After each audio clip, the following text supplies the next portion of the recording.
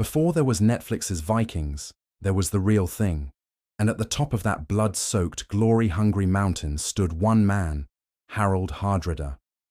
A warrior so fierce, so cunning, and so larger than life that his death marked the end of the Viking Age itself. You want sword fights, betrayals, Viking invasions, and Byzantine bling? Buckle up. This is the epic story of the last great Viking. Let's rewind to around 1015 in Norway. Harald Sigurdsson, our boy, was born into noble blood. His big half-brother? Oh, just King Olaf II, later St. Olaf. You know, no pressure.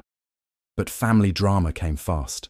When Olaf got booted off the throne by Knut the Great, yes, the English, king who yelled at the sea, Harold, just 15, jumped into battle with his bro to reclaim the crown. It went badly. Olaf died. Harold was wounded. And our teenage war hero had to flee. That's right. At 15, Harold was already a fugitive Viking warrior with a price on his head. This was just the origin story. So, what do you do when you're a teenage outlaw with elite combat skills and a thirst for glory? You go east. Harold crossed into Kievan Rus, where Prince Yaroslav took him in like a Norse Batman recruiting Robin. He became a mercenary, then a commander. But Harold had bigger plans. He sailed to the greatest empire of the time, Byzantium, where he joined the legendary Varangian Guard. Think of it as the Viking Avengers guarding the emperor. For over a decade, Harold crushed rebellions, led armies, and possibly seduced an empress or two. He became filthy rich, insanely famous, and terrifyingly deadly. By 1045, Harold was like the Viking version of John Wick, feared, wealthy, and not to be messed with. And he wanted Norway back. Thing is, Norway already had a king, Magnus the Good, so Harold did what any returning warlord would do. He offered Magnus a deal he couldn't refuse.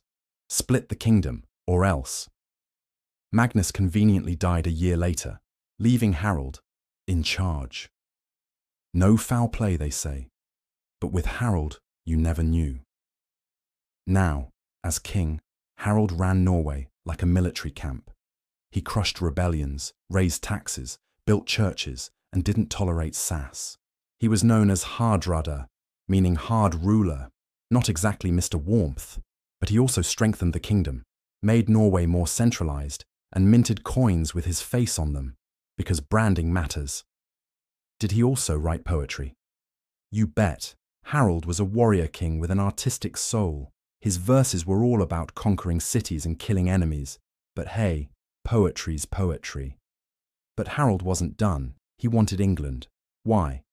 Because once upon a time, King Harthacnut supposedly promised the English throne to Magnus, and Magnus was dead, which made Harold think, it's mine now. In 1066, yeah, that 1066, Harold launched an invasion of England with 10,000 warriors and 300 ships. He even teamed up with Tostig, the bitter brother of King Harold Godwinson. Fun fact, they crushed the English at the Battle of Fulford, like a Norse hurricane. But just when Harold was warming up the throne, King Harold Godwinson pulled off a miracle. He marched his army 180 miles in 4 days and caught the Vikings off guard at Stamford Bridge. The battle was brutal. Harold fought like a demon, but as he charged in without armor, an arrow struck his throat. And just like that, on September 25th, 1066, Harold Hardrada, the last great Viking, fell. 3 weeks later, Harold Godwinson was killed by William the Conqueror at the Battle of Hastings. So technically everyone lost. But Harold's death marked the end of the Viking Age.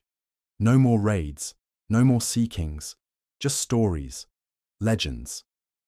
Harold Hardrada lived 3 lives in one: a teenage rebel, a Byzantine commander, and a king who died chasing glory.